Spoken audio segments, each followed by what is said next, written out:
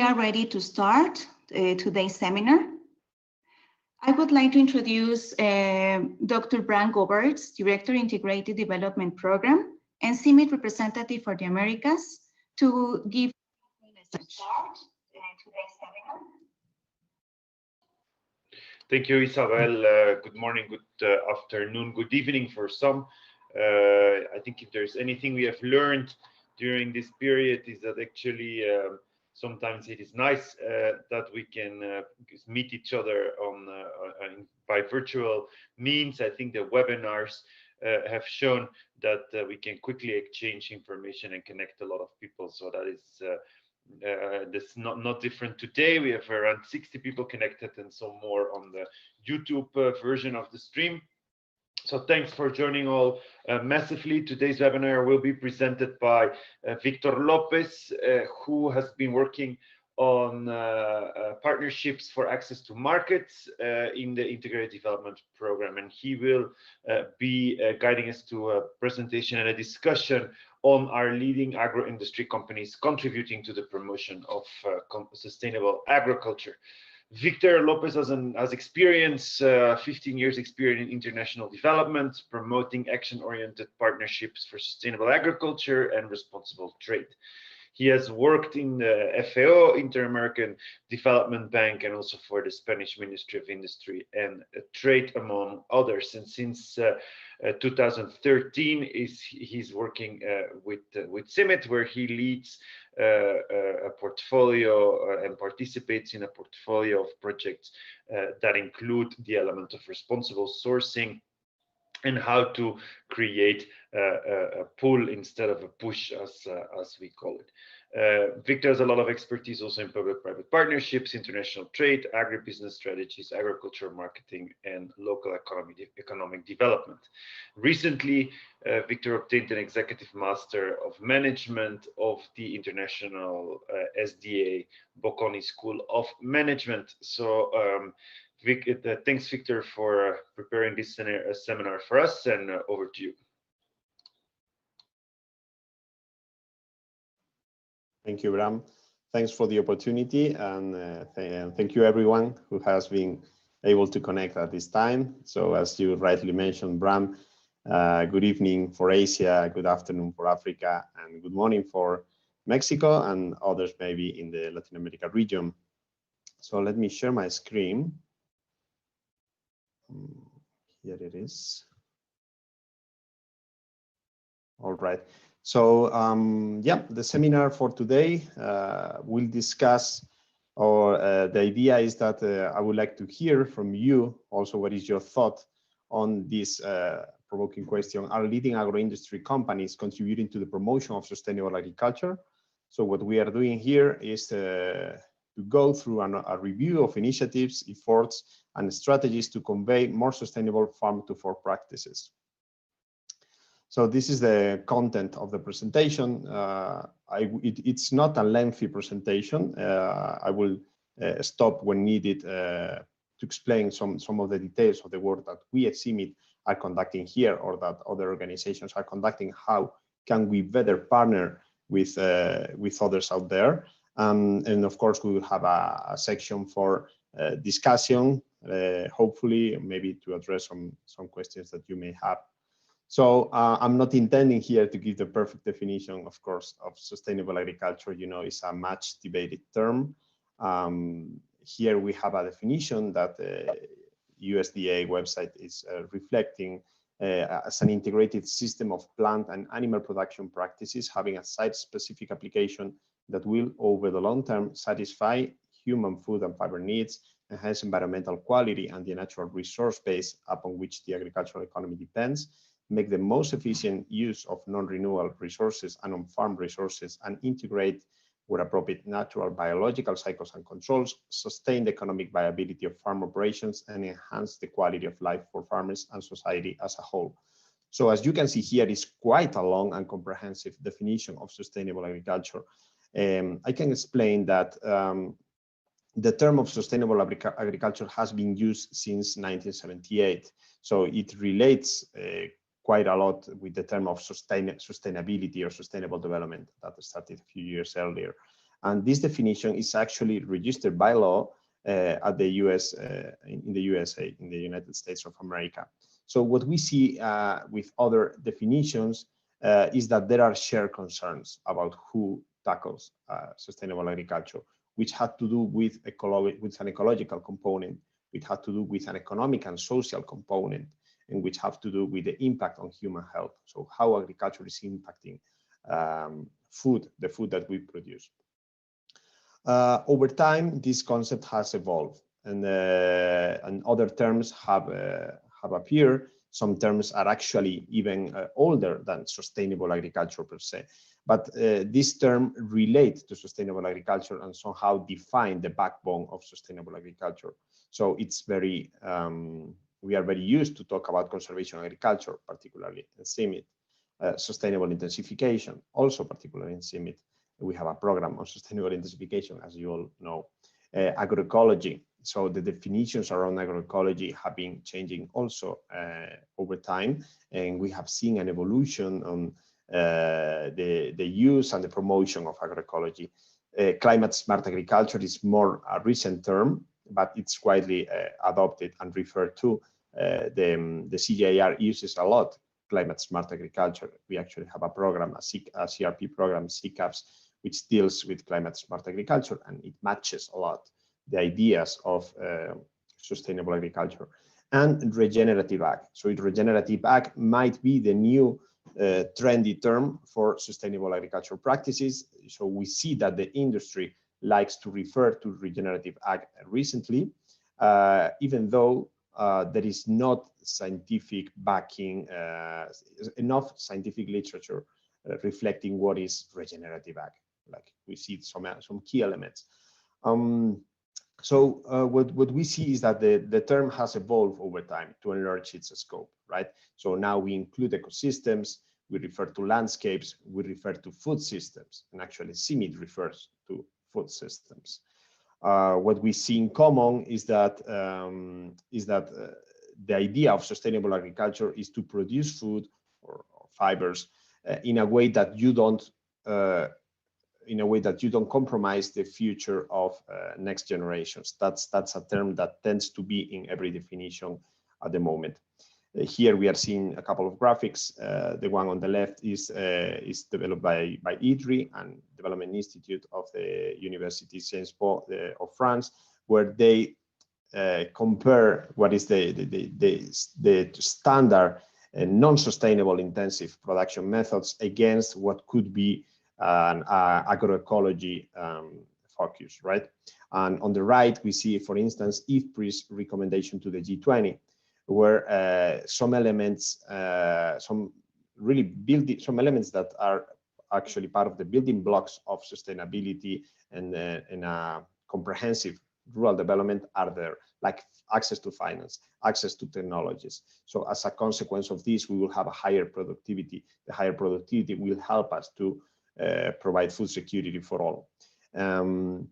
In many of these terms, or in many of the projections that refer to sustainable agriculture, we see that there is a common understanding, a shared understanding on what is the future that we are facing.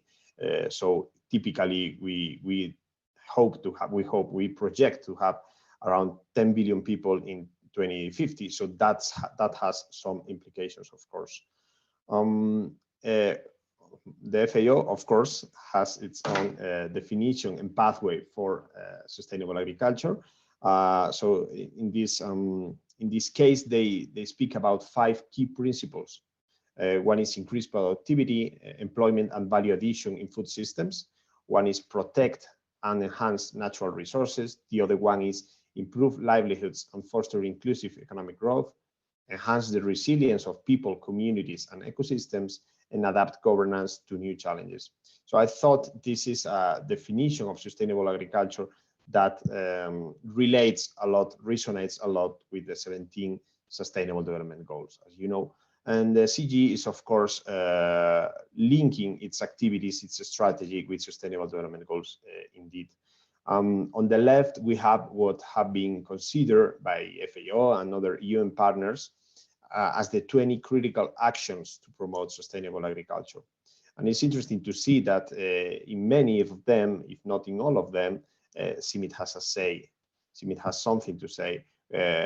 Soil health and land restoration, strengthening innovation systems, improve nutrition, prepare for food systems shocks, an adequate management of water and scarcity of resources.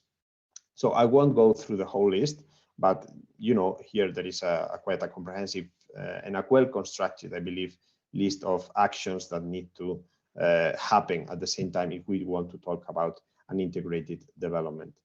The World Resource Institute, at last, has also written a lot about sustainable agriculture and what would be the situation that we are seeking as a society. And they say that there is a triple gap that needs to be addressed in order to feed these 10 billion people and to keep also global warming below 2 degrees Celsius. So this triple gap has to do with food, with land, and with global and with greenhouse gases mitigation. All right, so this is commonly accepted that there is a food gap of around 56%. So we need to produce a lot more food, and we need to produce it without utilizing more land, and we have to use it reducing the mitigation of greenhouse gases. In agriculture, the goal is to reduce GHG gases by 1/3 for 2050. So what is the recipe, the magic recipe of World Resources Institute? They talk about reducing growth in demand for food and other agricultural products, increase food production without expanding agricultural land, protect and restore natural ecosystems and limit agricultural land shifting, increase fish supply, reduce greenhouse gas emissions from agricultural production. So again, these 5 menus, they call them the 5 courses of the menu for promoting sustainable food systems, is something that is very familiar to us. So what is happening out there apart from definitions and apart from what think tanks or the UN is saying? Who owns the solution? So we have a large number of realities that involve several industry players, several players of the food and agriculture sector that commit to sustainable agriculture. So we have, I have done a selection of a few of them. We have the United Nations Global Compact, which is maybe the largest because it's quite relatively easy to adhere to this platform. So you commit with the United Nations, and there are more than 11,000 companies that have done so, to integrate sustainability across the strategy of operations and stakeholder management or engagement of your organization. And there are some indicators that you can report, that you are supposed to report to the UN Global Compact. There are national chapters to organize the flow of information and the flow of cases where companies adhere to these SDGs, not necessarily to food, of course. Then we have the World Business Council for Sustainable Development. So this is a CEO-led organization of over 200 leading multinationals that have different chapters, and they have a chapter for food and nature. This program focuses on transforming food and land use stewardship agenda at a global scale. They are pretty active, they are of course well-funded, and they are totally independent as a trade industry. Then we have what is shaping as coalitions. So for a given amount of time, several organizations decide that they have the same objective and they gather around that objective. I would highlight 2 of these: the Women Business Coalition and the Food and Land Use Coalition. On the Women Business Coalition, which is larger, we have some 1,200 companies, more than that, including the CIR. The CIR is a member, to catalyze leadership and policy ambition to accelerate the transition to a zero carbon economy. Then we have the Food and Land Use Coalition, where more recently 60 global leaders of different constituencies focus on sustainable agricultural practices, local development, resilience, and inclusive trade. And CIMMYT is also involved in this process. So our organization is embedding quite reasonably good on these sort of realities. Then we have the World Economic Forum, New Vision for Agriculture. You will start noticing that there is a kind of repetition with the objectives of these sort of organizations, right? So this New Vision for Agriculture integrates 650 organizations, more than that. They develop public-private partnerships, and they are active in 26 countries, and every year there is a number of reports of what they have been doing. So as you can imagine, there are billions of US dollars spent piloting experiences and measuring impact. Some of these experiences that had to do with measuring impact with standards are here. And again, this is not an exhaustive list. This is just a summary of some of them, the most relevant, according to my experience. So we have the SAI platform, Sustainable Agriculture Initiative platform. They have a tool, which is the Farm Sustainability Assessment tool, where they measure how sustainable are food production practices. Over 650 organizations belong to the SAI. I would say it's one of the most popular in terms of certifying sustainability. They relate more than 100 multi-stakeholder partnerships. Again, they have partners with every sort of organization active in 26 countries. The Icl Alliance is the global membership organization for sustainability standards.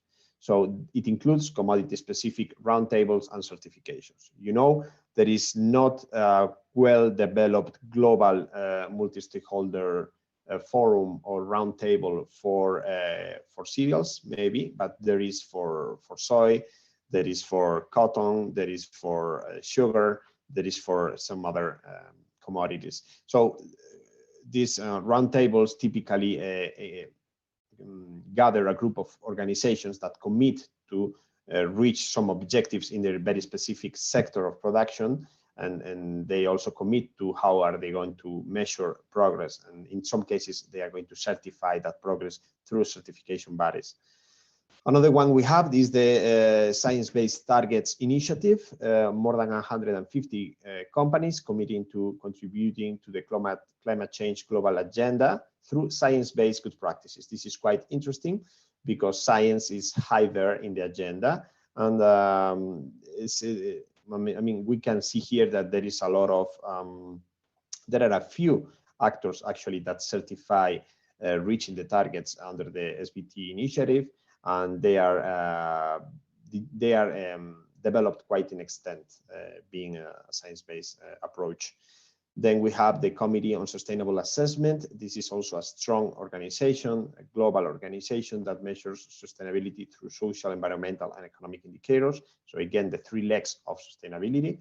They partner with hundreds of organizations, including standards and certifications. I invite you also to visit their information. They have a dashboard, a sample dashboard of what sort of practices they measure and they promote.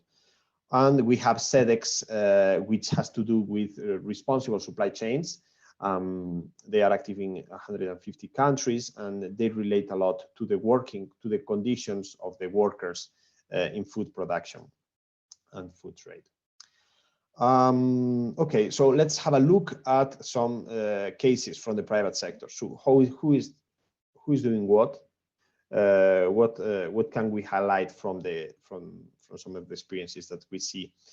I was just mentioning the Science-Based Target Initiative, and Kellogg Company is one of those who has adhered to this platform. They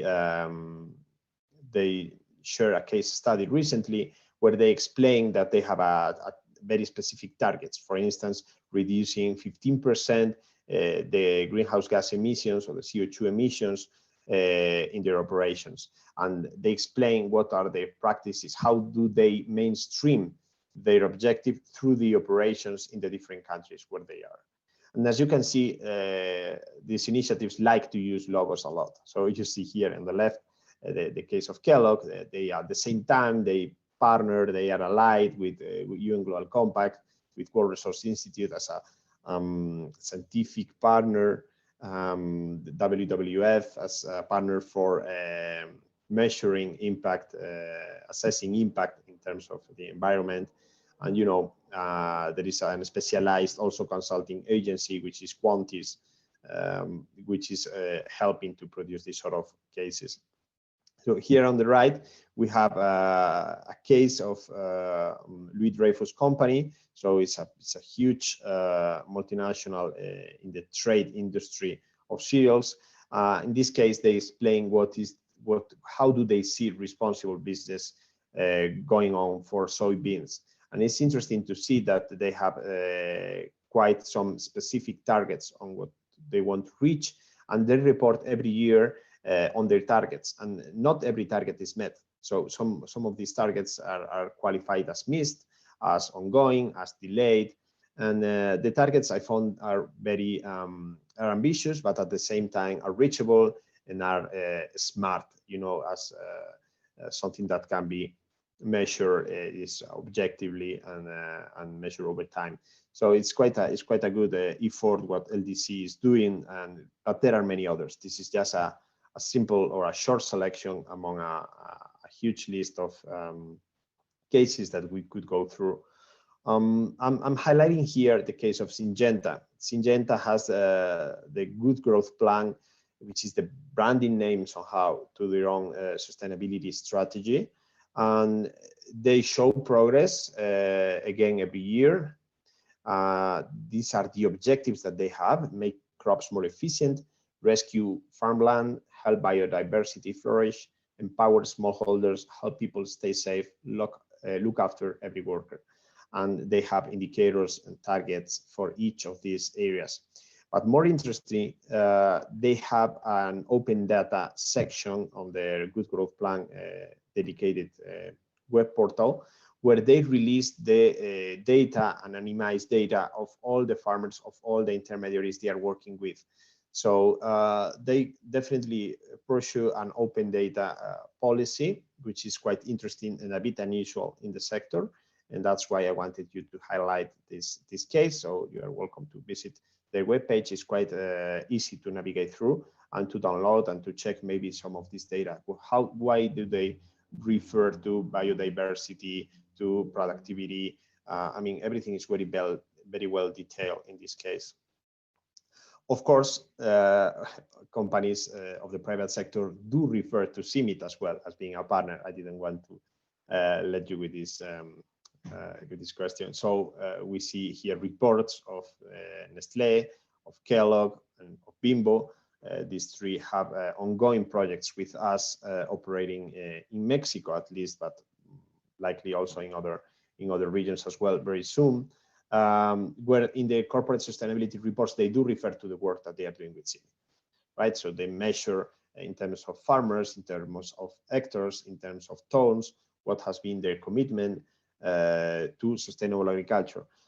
It's interesting here to mention that from our side at CIMMYT, and I have been lucky to be very close to the negotiations for the approval for the signing of these projects. The definition of sustainable agriculture is not strict from CIMMYT side. That means we have some principles, like every organization working in agricultural development has their own principles and understanding of how sustainable agriculture should look like. So we have different categories for sustainability, and we have developed calculation methods of over 100 indicators. So quite a complex and a long list of indicators that can be considered. So what we typically do is we sit with the company and we say, okay, you want to promote sustainable agriculture. So what is sustainable agriculture for you, Nestlé? Do you have some guiding principles? Do you have some main objectives that you want to highlight, that you want to pursue over others? It can be participation of women in the agricultural sector. It can be measuring the sustainability of the progress of the income of the farmers participating in your projects. It can be about water footprint. It can be anything, basically. Well, not anything, but it can be different things out of a large basket. So we define in the framework of a specific project, what are the objectives that we are going to seek and how are we going to measure them and how are we going to report them. So in that case, CIMMYT is a flexible partner for sustainable agriculture, because we can accommodate different readings of what sustainable agriculture entails. And here I wanted to also show you something which I liked. The World Economic Forum I mentioned before has this chapter which is called New Vision for Agriculture. They have a lot of public information they release publicly, which is their strategy. What is their strategy to discuss and to show value to some of their key constituencies? So here you have here some examples only, but it's easy to go to the New Vision for Agriculture website and check there, right? So they say that they have different engagement models where they portray a different value proposition for companies, for governments, for development partners, for civil society organizations, and that is quite a smart way to go. And it's very detailed here, as you can see. So what is the benefit of partnering with World Economic Forum, New Vision for Agriculture as a private company, for instance?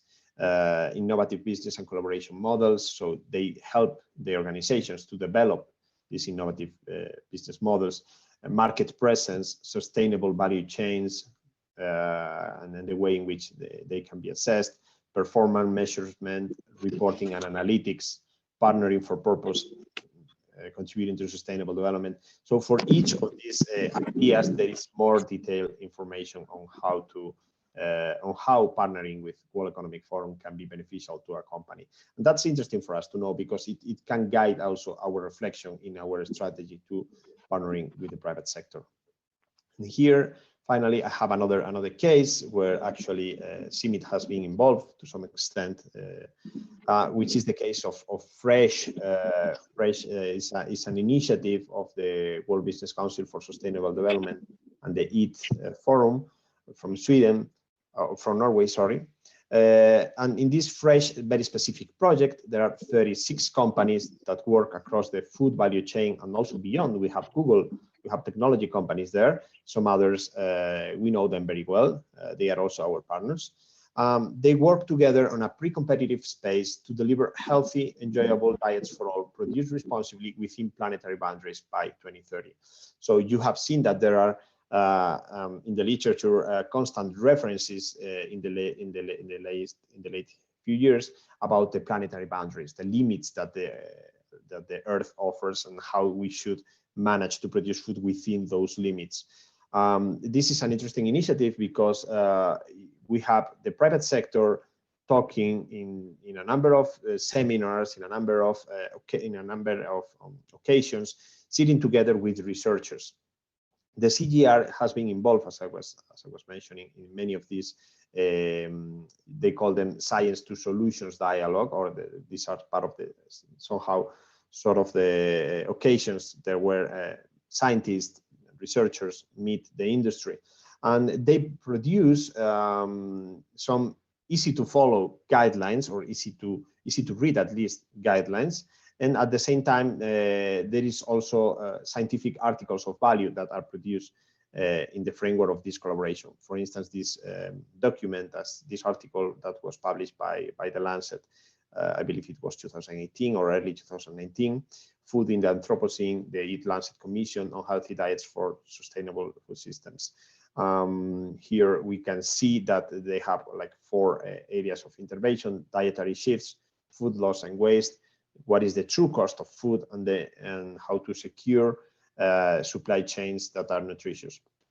So these sort of reflections is interesting for us because it helps us again to shape our value proposition as CIMMYT, and to make sure that we are relevant in what are real life discussions down there. So we are very lucky, and we feel lucky to have been able to participate, to host one of these sessions a couple of years ago on CIMMYT in headquarters.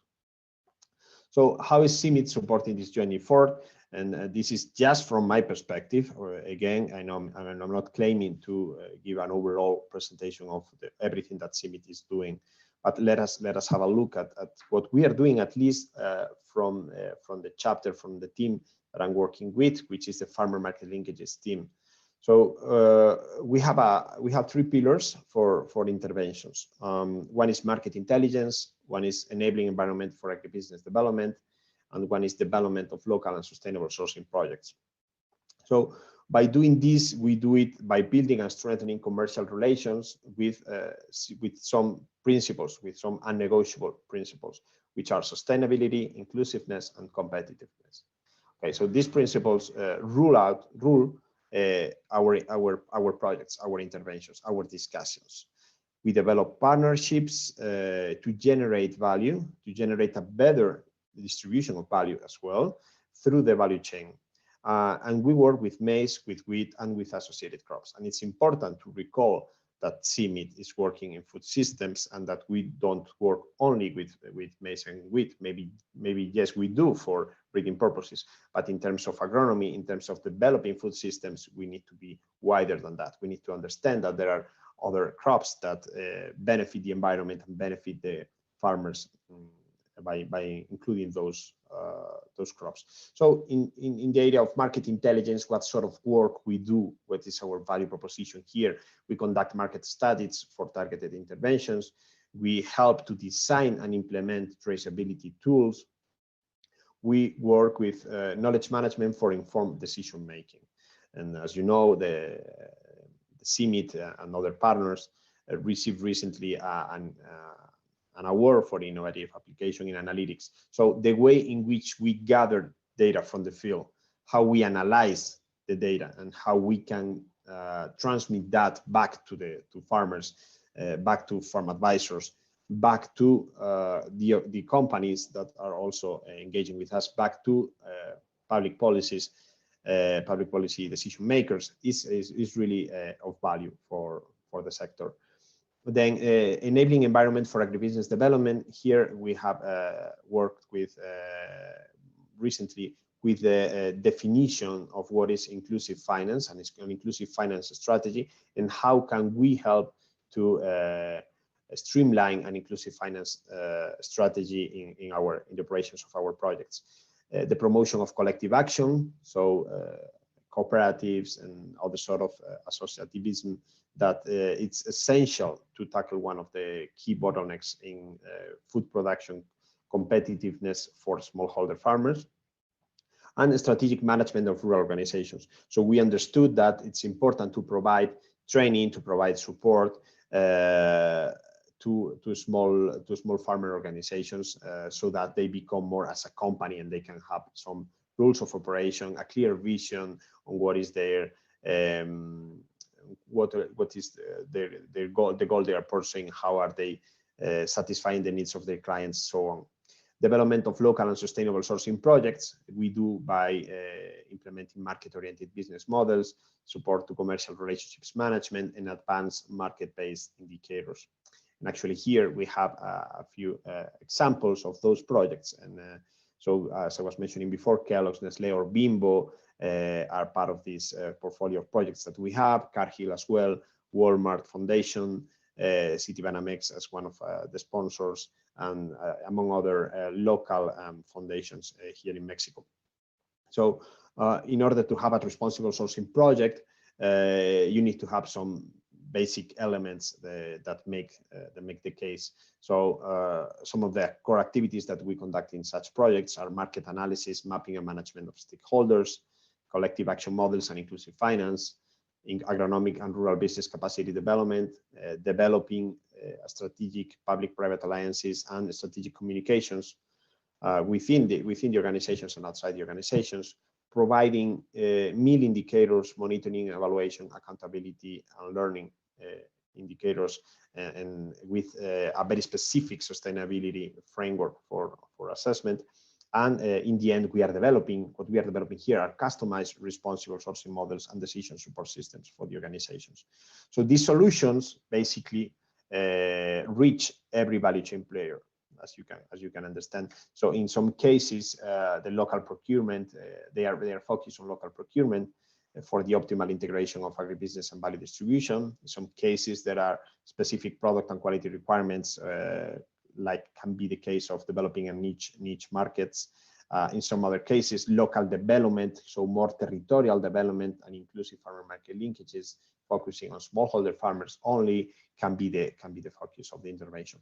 So again, responsible sourcing projects that had to do with sustainable agriculture and with local procurement can be shaped in very different ways.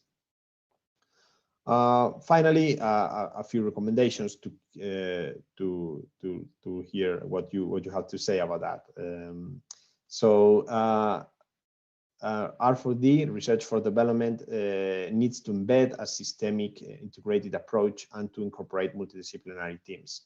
For instance, ESG capacities as economic, social, and governance capacities. So the understanding, the ability to talk with different organizations, to start from science, but to do science with a development purpose, to conduct integrated and systemic projects is essential for our organization to keep being relevant. Food system perspective should include access to finance, alternative crops, healthy diets, and nutrition considerations, among others. So we have discussed this at the beginning of the presentation. We are not talking anymore about maize and wheat systems alone, food production systems alone, but about all the activities that happen around a food production system and how do they interrelate among each other. In some cases, we can have more the case of a facilitator of processes. In some cases, we can do more research about some specific aspects. In some cases, we can actually generate development and implement some practices that would remain, that would be adapted and adopted and retained in the field. And it's important to consider that. Impact-oriented public-private partnerships to reach to scale. So here, when talking about doing partnerships with the private sector, with non-traditional donors for CIMMYT, let us be open, but let us, of course, talk about very specifically what we want to achieve and to define clearly what is the impact that we want to achieve, how are we going to reach to scale. Those are questions that we need to do from the very beginning when we're choosing who to partner with. We also have a limited bandwidth, so we cannot partner with every sort of organization, right? Then promote horizontal learning across the organization as well as with research and field partners. I find this very, very, very important. We know, we have been saying for years, if not for decades, that we need to break silos in research. But how do we really share knowledge among organizations working in alike interventions? So it can be within the CGIAR, but also outside of the CGIAR with close organizations. How do we generate knowledge that stays in the field, that is shared, that there is a culture of knowledge sharing also among our partners in the field and research. Another recommendation I could formulate is the need to keep science at the core of the value proposition, but every intervention needs to be customized and consider the KPIs, the key performance indicators of involved players. So that means it's very clear that CIMMYT is a science-based organization and is perceived as such by our sector. So let us do that. Let us keep science at the core of our value proposition, but also let us be open to discuss, to understand what are the goals of other players and how we want, if we want to partner with them, what is important for them and where do we find this common ground. Another one would be enhance big data learning and open knowledge sharing. This is a process that cannot be reverted and quite rapidly. CIMMYT organized, community of practice for big data and some other initiatives globally among the centers to exchange data, but this still has a long way to go, I believe. So we are at the very beginning of starting to share knowledge to do this sort of process. And then an area for research that has not been well researched enough is the correlation between sustainability and income generation and distribution through the value chains. So there is still out there the perception in some actors, by some actors, that sustainability means investing more in your production, and you might not be paid off because you are incurring in high cost by being sustainable. That necessarily is not the case. That actually should not be the case. Maybe for organic agriculture, of course, there are high costs associated to producing organically. But sustainable agriculture is, as we discussed, a flexible term, and as such, it can consider different and site-specific interventions that would make our agricultural production actually more efficient, resource efficient, and also cheaper, so that we can have a saving from adopting sustainable agriculture, and we can also maybe market better our products.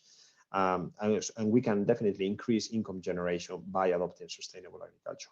Then another topic that is related to that is once you produce value, how is that value being distributed through the value chain?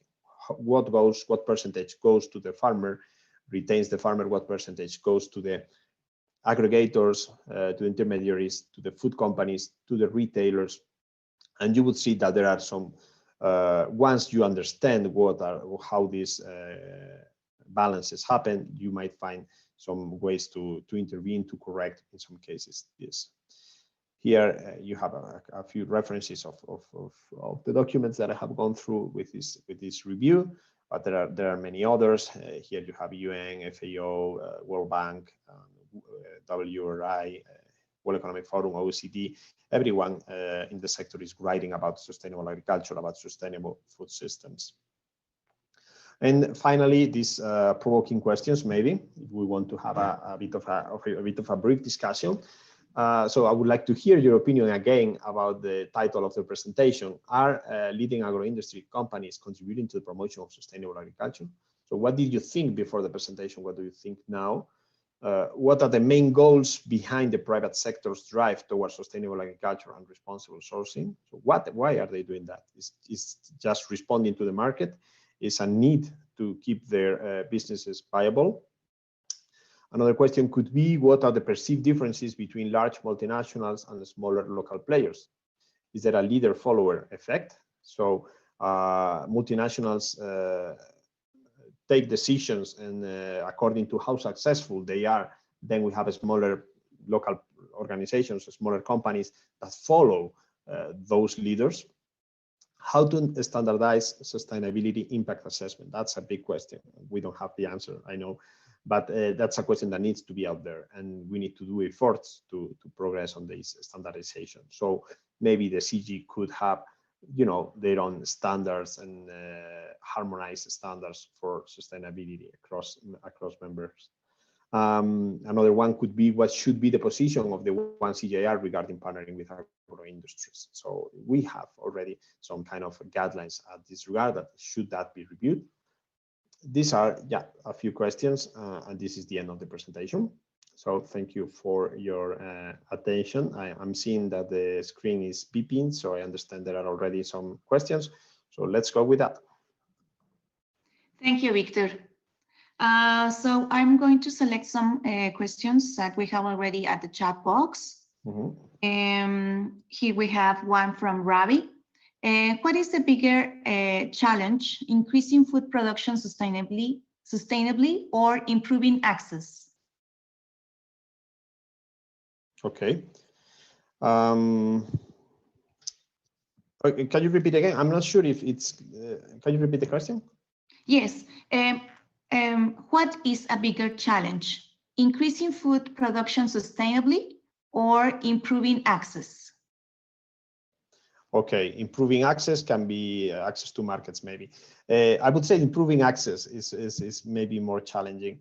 Sustainable agriculture, as we were explaining, can be tackled in many ways. There is a chronic problem with promoting sustainable agriculture, and it's the limitation of extension rural services all over the world, public services at least. This leads to a very limited number of farmers that can that can be supported to incorporate, sustainable agricultural practices.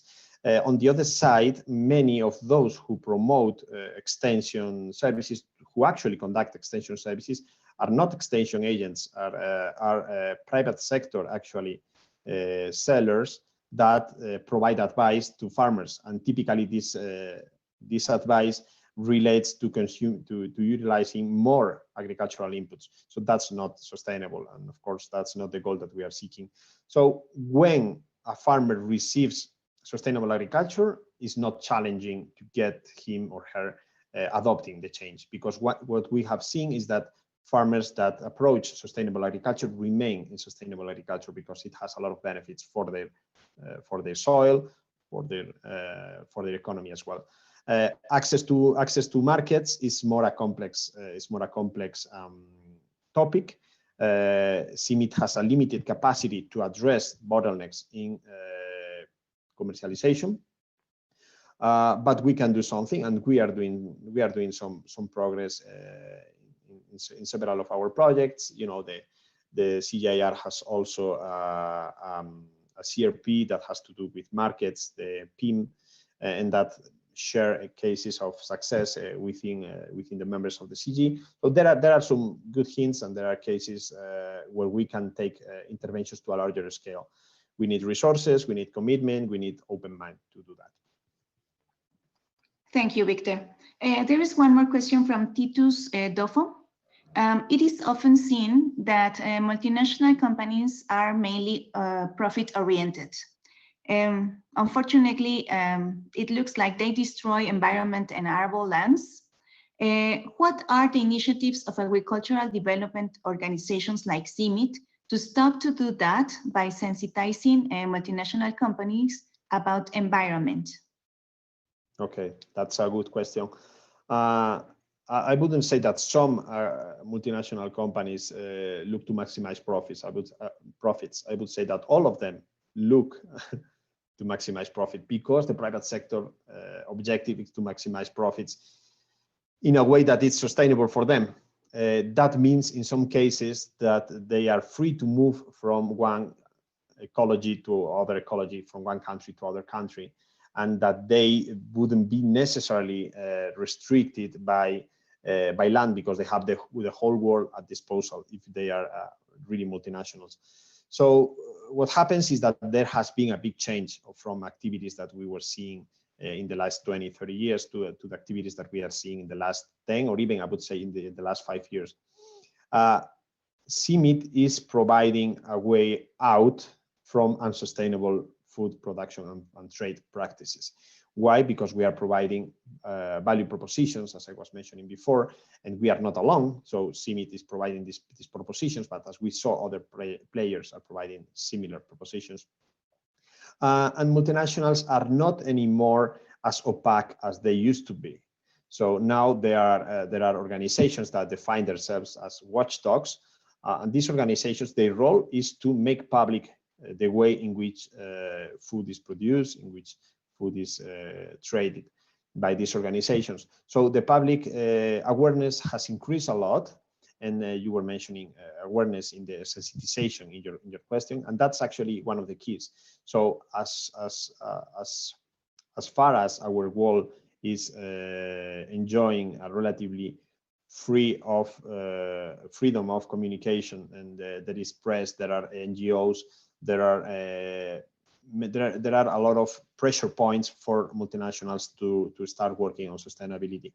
In our conversations with many of these multinationals, we have understood that this is not a trend, this is not a fashion, this is the new normal, to use a term that is well known for everyone now.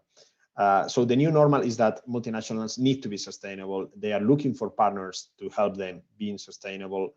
They want to be sustainable in their business models as well. But the good news is that we can help them to make their income. They need to make income to be in their to be relevant. But they can do things differently, and we are seeing some good examples of change. Thank you, Victor. We have another question from a colleague from Bangladesh. In Bangladesh, still there is no project found for working with food industries. what is the headquarters plan for future? Okay, I can only speak on my from my own view, but I would say that it's a shared view. I don't think there is a headquarters versus country strategy. Basically, what we want to do, what we want to achieve, is a stronger ties with the private sector. Mexico, through the funding of some well-funded projects, has been able to make the case for the private sector to co-invest now that we have what we call the hubs, the knowledge hubs, the innovation model developing in the region. But this is happening also in Asia through the CISA project, for instance. So there are elements that invite for interventions of CIMMYT with the private sector. Bangladesh, India, Nepal can easily be cases where we start working. From teams that are based at the headquarters, we are already having those discussions with the organizations. So obviously, many of these organizations, especially if they start partnering with CIMMYT for the first time, they need to see they need to see what happens. They need to have elements to judge what is the return of investment for them. If they invest, to say, I don't know, $1 million in a project for sustainable agriculture in Mexico, what are the results after 3, after 4 years? So that would make the case for them to make the same project, a similar project in other latitudes. And we are having that kind of negotiation at the moment here in Mexico with starting from the pilots in Mexico, but nothing impedes the country offices to have the same sort of discussions with the private sector in those countries. Actually, they needn't to be multinationals per se. It can be local food companies as well. And if you need advice, if you think that that we can help from here, from headquarters, just send us a message. I mean, I'm here myself. I'm here to reach out. Thank you, Victor. We have also another comment from Timothy Russell. He says that feed mills in Bangladesh could provide mechanization services to their maize growers, so they are happy to join and work together. We have another question from another colleague from CIMMYT Bangladesh, Mr. Syed Mahood, for sustainable agriculture development. This should be sustainable when the private sector companies and the public sector work together with collaborative efforts towards for farmers rather than only agro-industry promotion. Do you agree with this? Yes, the farmers should be at the center, at least when CIMMYT is opening its mouth. Like when we sit at the tables to discuss about sustainable agriculture projects, companies will seek the less harmful way for them to commit. So they would say, okay, maybe I can reduce, I don't know, water usage in food production and produce savings in water, or we can inject nitrogen in the soil, I don't know, to reduce CO2 emissions. Then they would look at the second stage. Maybe they would look at the relationships with farmers. What is the price they are paying for the products? Is there a way to flexibilize the margins? It is important that CIMMYT and partners in their relationships with the public sector, with the private sector, highlight the need to have more transparent value chains, to have more open data, to understand how value is distributing. Anyway, if we don't do it, some other organizations are going to do it. So I believe many organizations have already understood that it cannot be business as usual, where they used to retain a big percentage of the value, but not necessarily sharing it with others. So in the design of our projects, we need to think first of farmers, and we need to think first of smallholder farmers, of course. So if the project does not look inclusive enough from the beginning, then probably it won't be. So maybe we should not accept to pursue every project. We should have a wide number of discussions to select which projects are better fit for our beneficiaries, and to make sure that they are included, and that capacities that had to do also with economic, trade strategy, are actually well transmitted to the field. Thank you, Victor. Well, we do not have more questions. We have few comments, and I will share those with you Please. At the end. I don't know whether we have very few minutes, but there is one more. Sorry. Here we have one more question. Agro-industries have not been really traditional partners for CGR. Which are the main risks and how can be mitigated when we engage in work with them? Yes, we know that. I mean, there are companies that would fit into the category of agro-industries that have been long-standing partners of the organization. Typically are technology companies producing seeds or fertilizers. So we are more used to work with this, maybe not so much with food companies. And even within the first group, there are some organizations that have been, that have a reputation that could affect CIMMYT's reputation. That I would say that's the risk, but that's the risk that happens with everything. I mean, even other donors have their own reputation, and if they have a mismanagement of resources, or governments, public policies of some governments can be subject to discussion. I mean, there is not the ideal partner that doesn't have any risk to partner with. What we need to do is to, of course, select carefully the organizations for a number of reasons, considering what is the impact of the partnership that can have in the food systems, that can have for the farmers, that can have for the food production environment, and if what we will gain from working with them, from partnering with them, overcomes the potential risk of CIMMYT being associated to a brand, I would say that we could live with that. I mean, that is going to happen anyway. It's important that in every communication we refer that we can partner with company. We could partner with companies like Coca-Cola, for instance, which at the moment I believe we don't have a partnership with them, but we could do that. And I mean, the company is going to be, of course, on the watch by many others, and maybe they have discutable practices in some areas, but we can work together on defining new frameworks, on validating new sustainability models that can be afterwards promoted in other regions. So I would say that we should be open to discussion. We shouldn't close the door to anyone, and we should balance and decide case by case. Program directors are very sensitive about that, and they can provide guidance for sure. And ultimately, the institution CIMMYT decides, has the last word before signing an agreement. So there are already enough elements to measure that and to make that sort of decision. Thank you, Victor. Well, I think I would like to give thank you for your nice presentation. We have colleagues joining from different regional offices. The participants know that your presentation is being posted at the live stream at our CIMMYT webcast. And thank you so much to all of you for joining today. Thank you very much, Victor. Thanks to you. It was a pleasure. Thank you. Reach out. Bye.